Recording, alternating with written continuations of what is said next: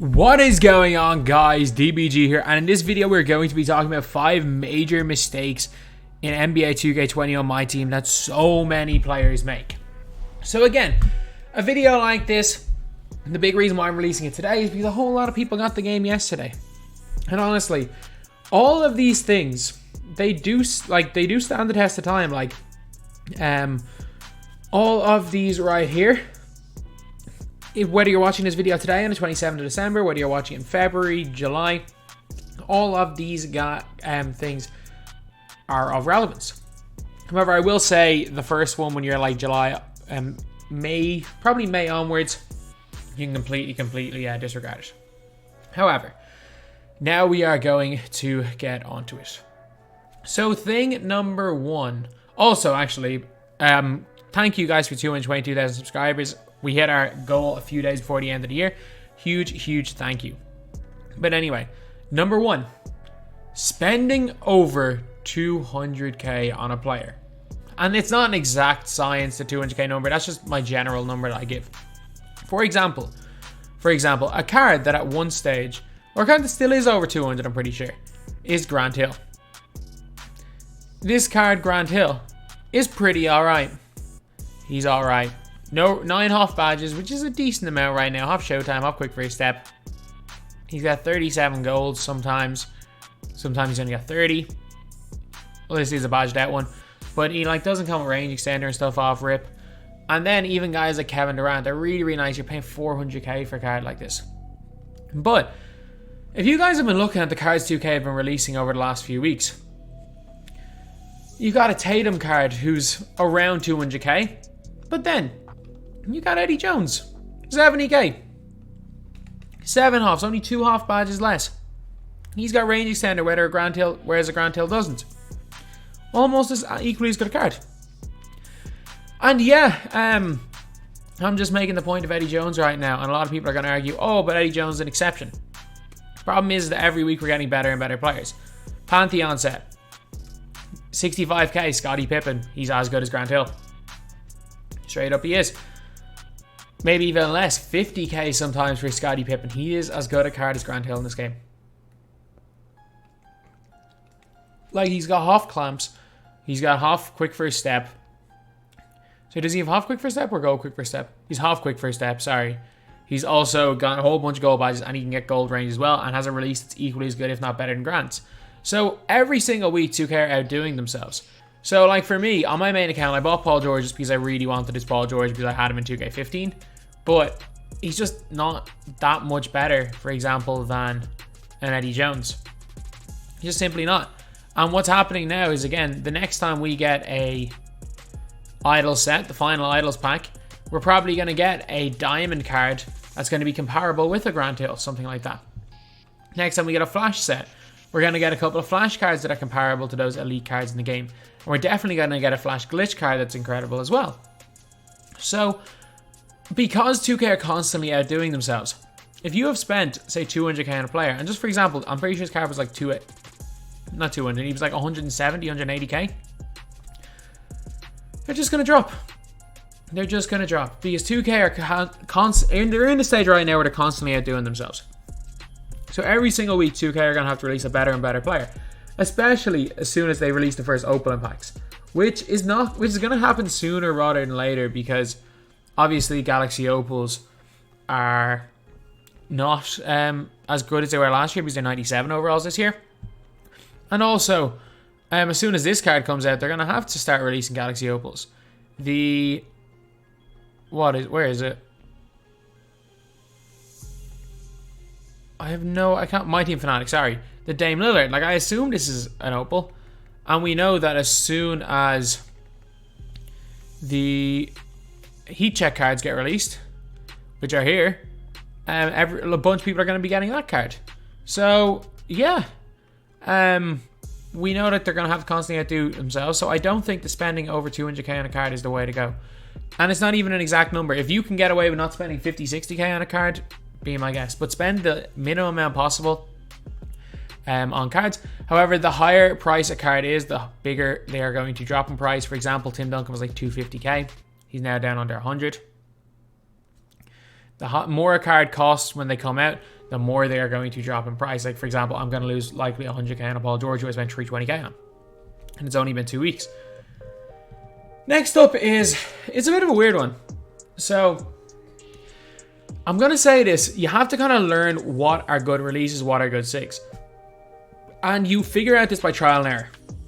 So if you've used a bunch of cards, for example, you really like Walter Davis and Allen Iverson's release, and you're like, okay, these guys shoot the ball really well, I really like their release, but I'm going to have to get someone on the wing, but I don't quite know their release. This website is what you need. It's called 2KDB. It's a website that is run by Kenny McKay69. So for example, if you want to have a look at an Allen Iverson card, and you're like, I really like his release, you can go into signature and animations, and you can check to see what his release is and find similar cards. And also, when new cards come out, this is a big thing. This is a really, really big thing. So say, for example, Zach LaVine. When he comes out, rather than, say, having to spend the 200 or so K on Zach LaVine to figure out if he's good or not, if you're wondering whether you should buy him or not, all you have to do is this. You can already see his stats and badges, which you can see on the card, but that's not everything. That is not everything, because the animations mean equally as much as stats and badges, and the longer you play the game, the more you will know that. So, for example, you're looking at these right here, and you're like, okay, he has Zach LaVine base. Okay, it means that this Zach LaVine has the exact same base. If you want to try out his release, you can just try out the Emerald, who's the same release. And you might be saying, oh, surely Zach LaVine has the same release on both. Funnily enough, some cards are weird, like LaMarcus Aldridge doesn't have LaMarcus Aldridge base. It just doesn't make sense. And then you might be saying, oh, what's this Pro 2 Escape? Oh, it's the Steph Curry slide. It's the Curry slide. So if you want to find a bunch of guys with Curry slide, this is where they all are. If you want to know what the Pro 6 behind the back is, it's the great one on next gen, the off, or the great one on current gen, the off one on next gen, and Derrick Rose behind the back. So you can see basically what a card is going to do before actually buying the card. And this can save you a lot of money, because before this site came out, we didn't necessarily know what SIGs a card has. So I'm trying to think, for example, some with really bad SIGs.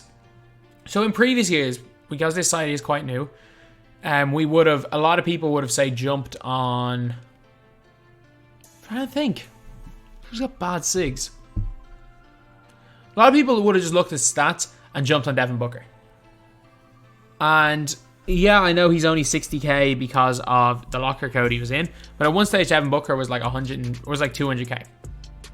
But at 60k, if this was last year, a whole bunch of people will be buying him for their teams, because they're like, oh, it's Devin Booker, he's got this great 3-ball, he's got a great ball handle, and looking at his stats and everything, but his dribble SIGs are horrendous. He can't dribble, can't really do anything, can't really play defense. His release is iffy on next gen. It's good on current gen though. So things like that. It's very, very easy to not be fooled by cards if you do look at 2KDB. So there are certain things that is like, I might be talking Chinese to you guys, talking about Curry slide, talking about Pro 6, Pro 8. But the more you get used to the cards, the more you play the game, the more you use that website, the more you can kind of get used to what it is. And it's a really, really important thing. Then, this is a mistake that a lot of people make, and it's buying badges. For example, I don't know what price it is right now. Clamps is probably, on current gen, the most important badge to have in the game. But if you want to buy bronze clamps on a player, it's going to cost you about 35k. Ridiculous. However, if you want to buy, let me just have a look, D'Angelo Russell. Let's just check what his price is. So, Amethyst D'Angelo Russell, whatever, about 2k MT.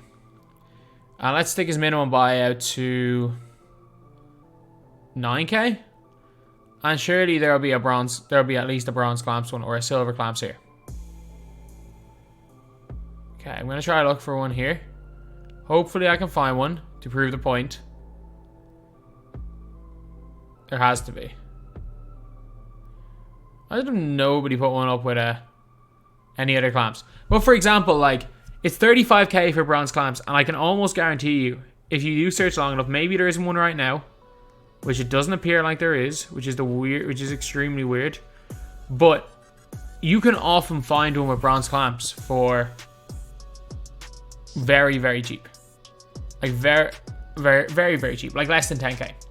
So a lot of the time, you can buy a card with 200k worth of badges for like 30k more than it costs. Like, for example, I had this guy right here.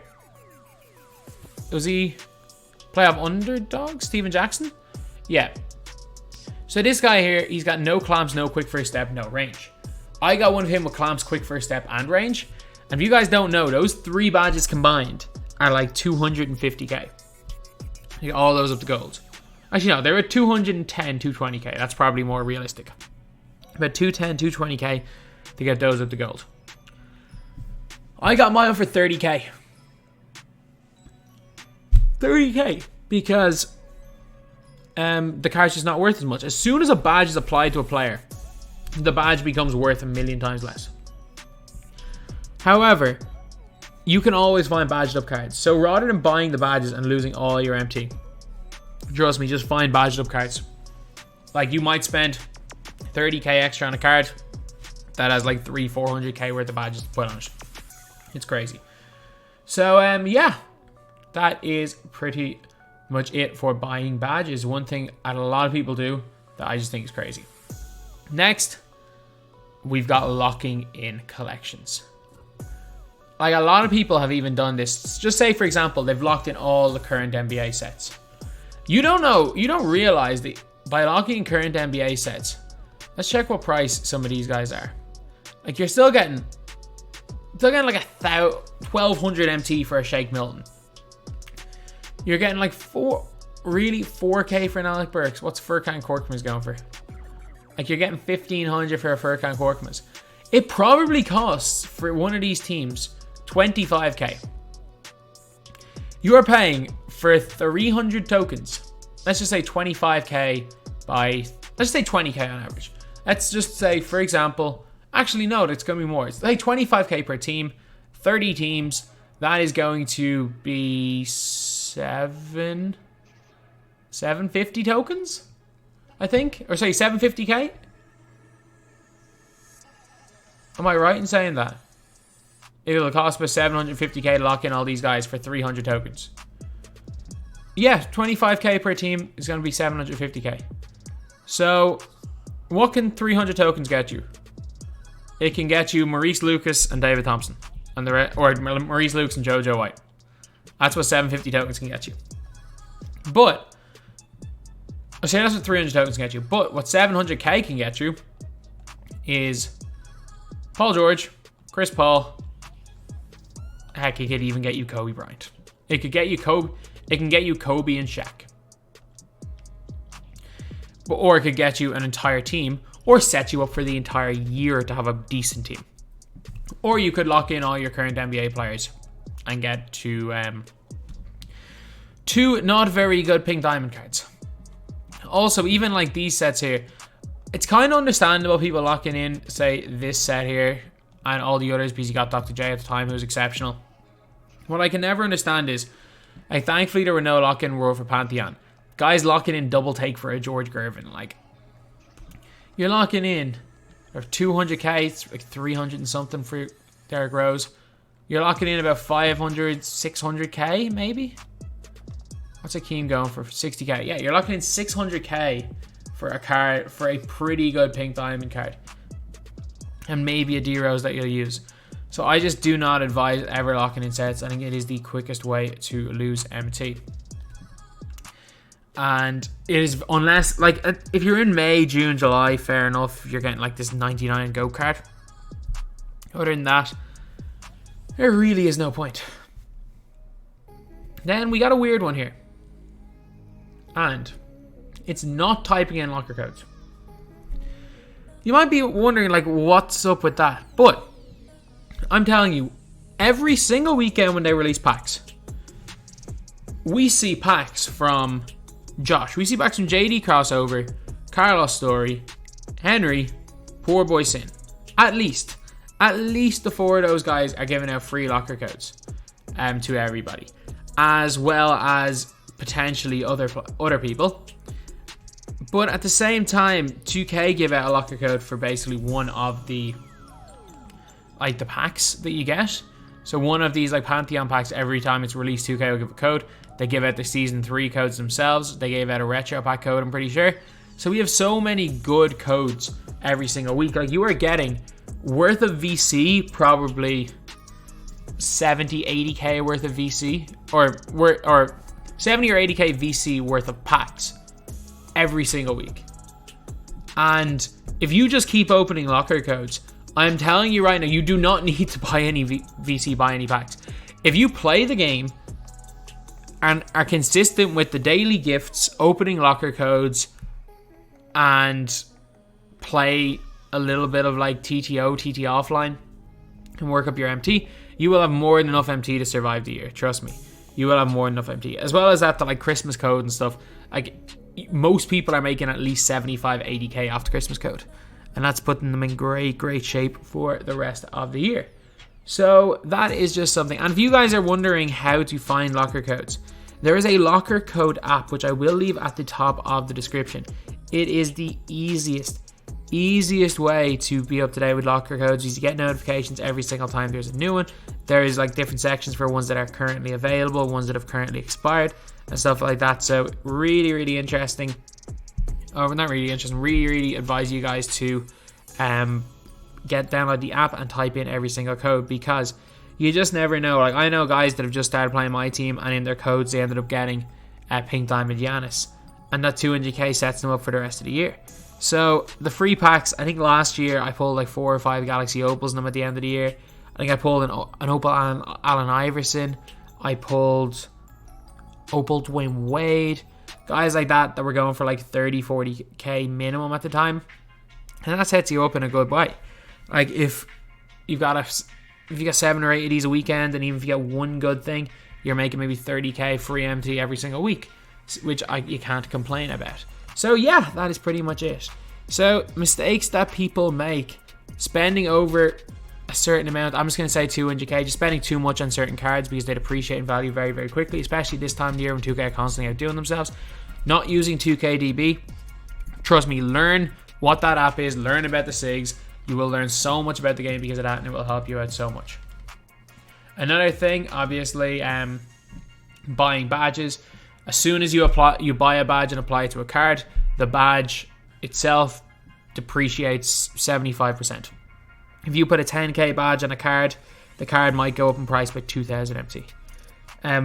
Locking in collections every year, unless it's at the very end and it's a Go Kareem or something, is just never worth it. And not typing in locker code is a huge mistake. So yeah, that is pretty much it. That's the video. Thank you guys for watching. Please like, comment, and subscribe.